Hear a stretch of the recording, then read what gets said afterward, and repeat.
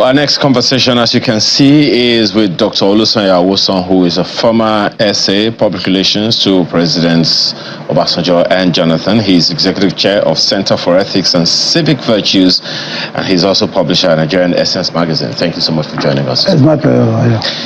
Well, there are those who would wonder about what's the fuss about the Electoral Act amendments that's, going around. What's your take? Do you think there's any need for it at this time? Well, there is no document can be described as being perfect. Okay. So, amendment can come up anytime if there is a need. One particular thing, I think they want to make the issue of electronic transmission of result. I think that will help us in a way. It is a constitutional provision, and that is a must for INEC. Remember that we have spent so much on INEC, and so the issue of simple transmission of electoral results, election results, should not be really a big deal to our INEC. But however, you see, beyond all these provisions and all these things, is the fact that values is important. Moderating any particular political system is a dynamics, and the character of values that are embedded in a substructure. And how do you come about it? That's why you say, John Locke will say, men and women come together in civil society to seek right to life, liberty, and property. All these things define what is a social contract. I'm wondering if there is a way to legislate values, but let's have conversations around.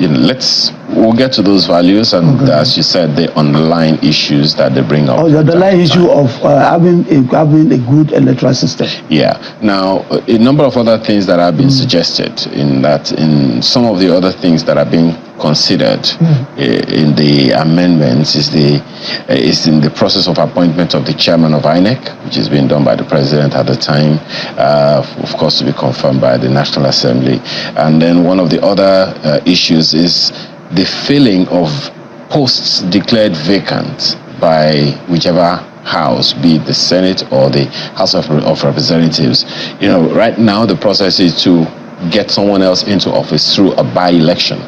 But the suggestion now is that political parties should nominate on behalf of the community. That's the way it is coming out now, to fill that post instead of spending another amount of money to get anyone else into office. Now, that might be based on the fact that it's not the face of anyone that is on the ballot. It is the icon and the name of the political party that is on the ballot. But it is that individual's name that is registered with INEC. What's your take on that one in particular? Look, when you remove the issue of choice, opportunity to make a choice, it's no longer democratic. Asking political party because Mr. Ayo's party won the election, the last election, and you are living either through one way or the other, that your party should now nominate, it's no longer a free choice. That people may have confidence in you. They may not, we are from the same party, they may have confidence in you that you would surely represent their interest. They may not have the same confidence in me, whereas we are of the same party. Are you getting me now? So the issue the issue of asking the political party to nominate another person, whether that person is known to the constituency or not, or whether members of the constituency even like his face or have confidence in him, it's no longer democracy. But that might be a little questionable, because from the perspective of the law, who is being voted for? Is it the individual or the political party? Because it is on the ballot paper, there is no name or face of any individual. That fellow, whoever it is carrying the flag of a political party. So perhaps that is the basis of that conversation that some people are bringing up. Look, it is the party that is representing this individual, or rather that this individual is representing. So shouldn't the party also have the authority or the largeness permission Mr. You know to more than, also select that, okay, this fellow is no longer alive or whatever, let's put someone else in. You know more than I do that there is no ideological difference between political parties in Nigeria. Look at APC. Most of the leaders of APC today, some of them are even chairmen of PDP yesterday. You will have a situation where you will go to, I am your supporter, we go to bed this night. Before I wake up tomorrow morning, you have already changed cap. So the question, this argument can only come true in a situation where there is ideological difference, where perspectives are different and all these are methodology of addressing certain things. No, yesterday, yesterday, Alhaji Atiku Abubakar, I said PDP was this, PDP was that. He came back as a candidate of that same political party. So why is the issue of political party there? The issue of political party is not there. There is no clear cut. I am telling you, there are people who went to the Senate as a member of SYZ party. When they came after the expiration of the other first term, they came back as a member of another party. The name of the party has not changed. Essentially, for us, under the present situation that we are now, individuals must count. We must know your pedigree. You must know what you want to do for our constituency. A man who has been given opportunity to represent us, maybe at the local government level, and he has not fulfilled his promise to the people. You now want to, because a political party has a vacancy in the Senate, you now want to nominate that same person on our behalf to go to Senate. A man who has betrayed the people at the local level. Maybe even at school, as a school headmaster, he has betrayed his people. You now want to nominate him to go to Senate because the choice has been given to a political party. It's not going to serve us. But even as it is now, most elected people, are they serving their people? They are not. So you will compound the problem. That's my own view. I know that a lot of people before the next election will leave PDP and go to APC. Some will leave APC and go to PDP. But so is there something then wrong with the law, with the Electoral Act? Do you think we should, because one of the recommendations, one of the provisions that didn't see the light of day is in the independent candidature. We've seen situations indeed, where it is the individual, the politician that really gave life to that political party. Governor Mimiko became governor on the platform of the Labour Party the time, and Labour Party wasn't as prominent as it is now. And then, of course, we've also seen a situation where the Labour Party presidential candidate gave life to the party only because of his own person, not particularly because of the political party. So immediately he left, the Labour Party in Ondo State went on ground.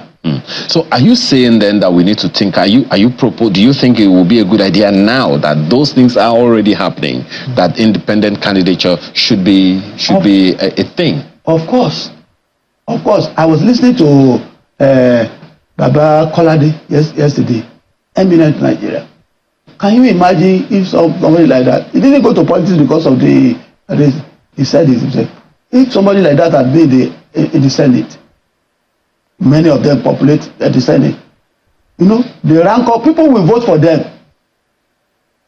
People will vote for people like that because of their pedigree, because of the love they have for the people and the love that the people have for them. So independent candidacy is a good thing to consider.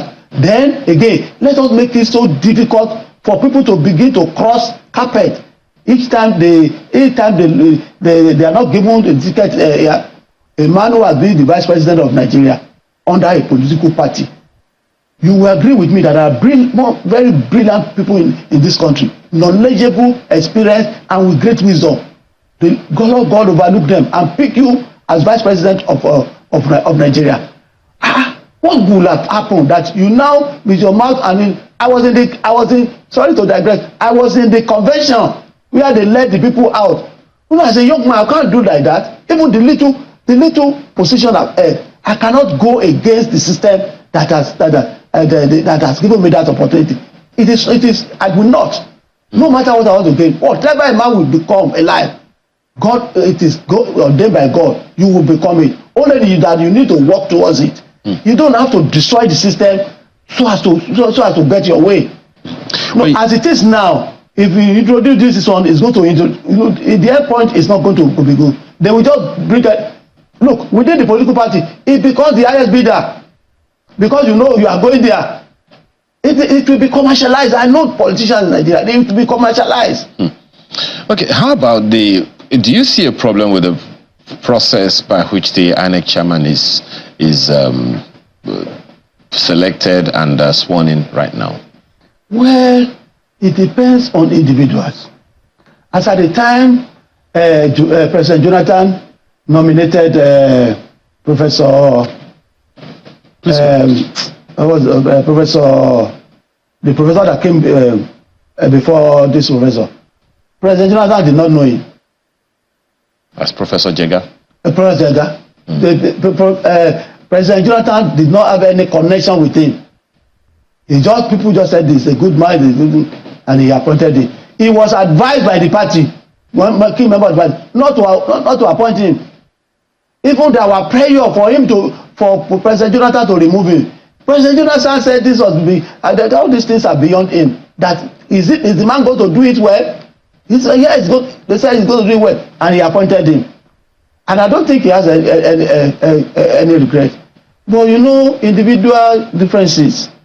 So it may be, my suggestion will be that maybe we look beyond individuals and try to streamline it, have it institutionalized in a way that this will be the process. But those such process, we must think about it deeply. If it is Nigerian, because you know, people, if we want to say NJC, people are now going to say our judiciary, you know. So that takes us back to fundamental public morality. You get the point? Nowhere you look at the day now, people have some questions to ask. And we cannot continue to go like that now. Okay. So in effect, you are saying that, you know, all of these things need to be thought through properly. But one of the issues that has also been raised over time is in the appointment of 10 new INEC resident electoral commissioners by the president. And you know, of course, the controversies that's arisen as a result of that. Many people are saying, you know, some of them have sentiments for political parties, which is against the law. How do you respond to that one? Well, I don't think anybody that is partisan in any respect should be appointed into INEC. Even those who are not partisan, we still have problem with them. But the moment you have shown preference for a particular political party, continue as the supporter of that party. There are other positions. Yeah, but an umpire, you know, when an umpire becomes a member, when the referee becomes a member of the team, or one of the teams that are playing, I mean, your result is already known.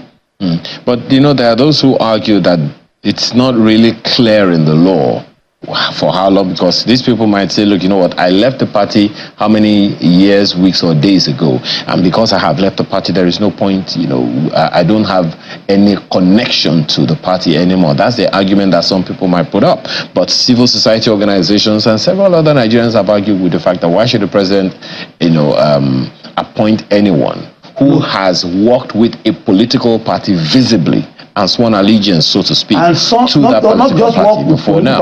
Some of them have been SA, PA, into one politician or the other. How do you think it is significant, really? The fact that they have many members of a political party before? Yes, very significant. Very, very significant. Very well. Look at a lot of things that have. Look at the election in Adamawa. Look at the election in Adamawa. Nobody is accusing the man that he has a previous allegiance with a political party. But if he doesn't have a previous allegiance with a political party, look at the extent he went. And now, assuming that he has a previous engagement with that party, he has no previous engagement. That it's not on ground. It's not on the table that he was a member of a party. Look at the extent that he went. I mean, we should do. look, and you cannot come and Nemo Judaism casual. You cannot be a judge in your own cause. You come and the moment you are partisan, there is no need for you to come and be a judge. There is no need for you to come and be a judge. After all, we are not short of human beings. We are not short of good people, knowledgeable, wise people. They are committed, patriotic citizens who can lay their life down for their country. When they say it's here, it's here. No matter the number of cutlasses that you want to use to cut their head. Now, you talked about values earlier. What really has values got to do with the law? We can't legislate values, can we? The ones that we have in the Constitution, I mean, in the ground norm, they are there. Section 23, I guess, Section 22, talked about our national values. One of them is one of them is discipline, and a number of others like that. So, can we really legislate values? You say you cannot. I don't think there is any law that can be called law in its end, if it is operated under a system that where anything goes. Are you getting my point? There must be a consensus, particularly they said the issue of well-existing society is an issue of class struggle, and it's between have and have. The ruling class, there must be a consensus within the ruling class that no one should fall below this. At a particular, there must be a limit. But now anything goes. So do you see a place for legislating such things? That's the question that I'm asking. Section 23 of the Constitution says the national ethics shall be discipline, integrity, dignity of labor, social justice, religious tolerance, self-reliance, and patriotism. This is the Constitution. This is the Constitution. Is there a way to legislate around this to ensure that anyone who doesn't have these or any of these things does not get into office? Let me tell you. There are laws in our statute books. Are these laws being enforced? For instance, there was a procedure. There was a court case. They said the judge, based on evidence, gave judgment. They said, the judge has been promoted to the higher court. So the judgment, not based on law, but because the man has been promoted. But he started that case as a judge, not of that superior court. But before the conclusion of that case, he was promoted to a superior court. And on the basis of that, the culprit, the man that was alleged to have committed a particular offense, is now going to go free. What kind of a system is that one? That's based on technicality, such a grievous offense. We are not being particular about that, but I mean that's an example of everything. We just all kind of a reason. So it means that the purpose of everything is not justice. You still haven't answered the question directly. Do you think we can legislate morals? No, what I'm saying is this: we have laws in the statute books. Okay. That can help us about all these things. Fraudulent taking, fraudulent conversion is stealing. It has been declared. It has been clearly stated. You get the point. But to now have the discipline by ourselves, the commitment. How do we come about that commitment? That's the question that I'm asking. Yes. Since the laws say it. And the reason why the laws state these things is because some people don't do them, right? Yes. Now, we know that these things could happen. That's why there are laws and there are consequences for those laws. Yes. But the Constitution is clear about these national ethics. Is there a way to legislate to ensure that anyone who doesn't have any of these things should not be in office? Now, let me tell you another client. Is it possible? Well, I'm not a lawyer, but I think it is. How do you examine? How do you determine whether the man does not have it? That's the question. It is when there is an infringement, and the law takes its course. That's when you can know. You establish this man has been convicted of this, so he cannot go to this particular office. But you know that there's also social mechanism by which all these things can be brought into view. Okay. Well, there are so many issues to raise with you, Dr. Awosanya, because one of the things that comes to mind about a thing like this is if we cannot really, if we can't really bring it all down, to holding someone by these virtues, then would you say that the law is effective or the law is toothless? Well, the system can make the law toothless.